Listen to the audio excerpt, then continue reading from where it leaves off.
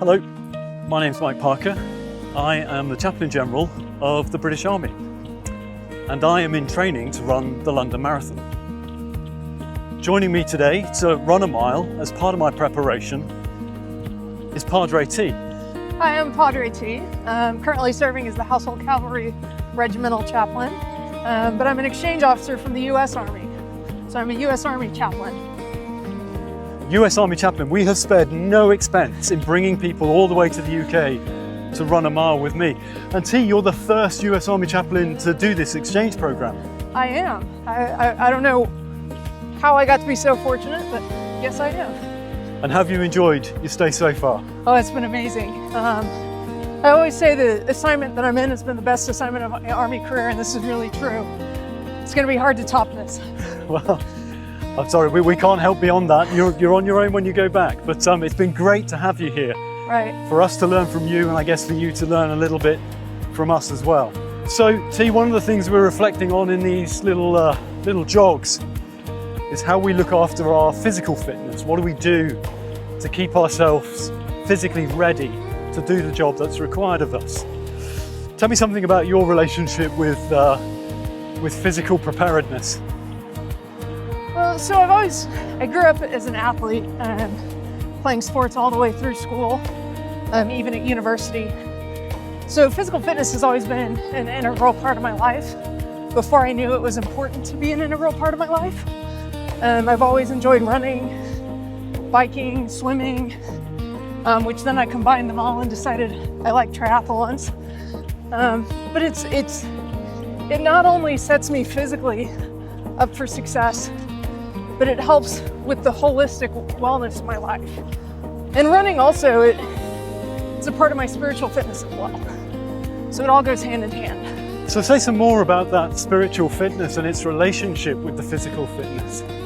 You know, physical fitness replicates some of the struggles that we face spiritually and vice versa. So when I'm on a run, I'll find myself praying. I have really enjoyed running up on Kiwi Hill, looking over the plains and praying about the plains, the activities that we have for our soldiers. It also, one of my favorite things that I've had the opportunity to do, and a lot of chaplains do, is combining spiritual fitness conversations with physical training in the morning with our soldiers, which provides that opportunity to go through physical rigor while also facing some spiritual rigor or spiritual thoughts. And is that something that US chaplaincy encourages in its Army chaplains? I think so.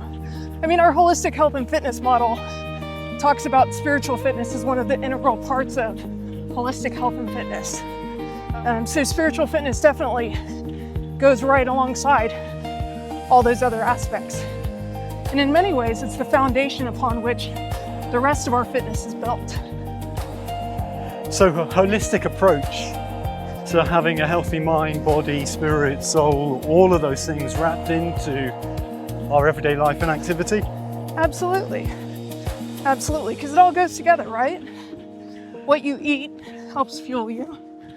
How you treat your body helps fuel you. How much sleep you're getting is vitally important. And how my relationship is with the sacred, or those things that give me meaning and purpose in life. Am I connected to that? Have I nurtured that aspect? Which is a really helpful, positive reflection that's been echoed with many of our chaplains here in the UK, how you try and hold all of those things together. And actually in doing so, you're not just supporting the armed forces community well, you're helping to make yourself healthier, better able to do the things that are asked of you. I recently did with some of my soldiers, which was a 30K tab across Salisbury Plains. And it definitely challenged me physically. But walking alongside my soldiers, we all grew together. We all faced challenges together. And we learned about one another. That's quite a long way, 30K. It was. I was questioning why I signed up for that. Yeah. By the end.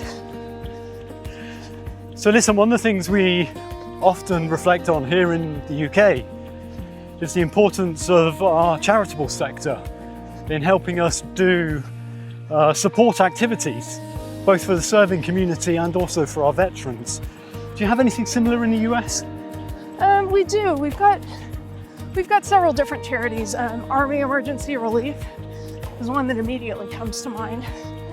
But I would say I don't think our charities specific to the military are as connected as they are here in the UK. Yeah.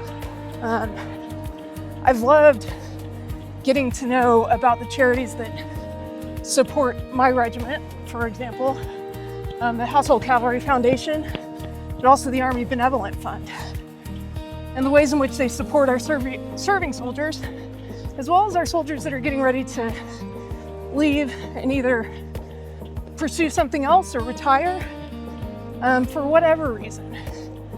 They're there to support them in whatever phase of life they're in. So what's been a high point for you as you reflect on your time here in the UK to date? Or the high points, I guess there's been so many. There really have. I mean, it's such a mix. You know, you have the Standards Parade that you were at, at Windsor Castle.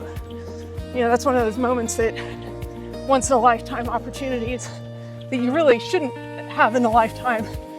You know, if I'm just a Army chaplain from Texas, right? But even sitting on Salisbury Plains in a farmhouse barn during the middle of an exercise, and it's completely soaked. And we get to do a worship service in the barn, and I've got soldiers coming and they're seeking faith. We have a holy sacred moment in the midst of the cold and the wet and the damp. You know, it's like the opposite ends of the spectrum of our ministry. Yeah. And they're both things that I'll carry with me the rest of my life. And weirdly, they absolutely balance each other, don't they? They sit together within this framework of chaplaincy. Absolutely. Where, I guess from a Christian perspective, we find ourselves encountering God in the unexpected. Absolutely, yeah. Yeah, last Friday I went on a ride through Hyde Park with some HCMR soldiers. Awesome. Yeah. Again, not what you expect. And yet you wind up having those meaningful conversations. I hope they gave you one of the well-behaved horses. They definitely did. Yeah, good. Definitely did. And so it's been really renewing to my soul to be around chaplains who have a solid foundation. Yeah. And clear in who they are and what their purpose is.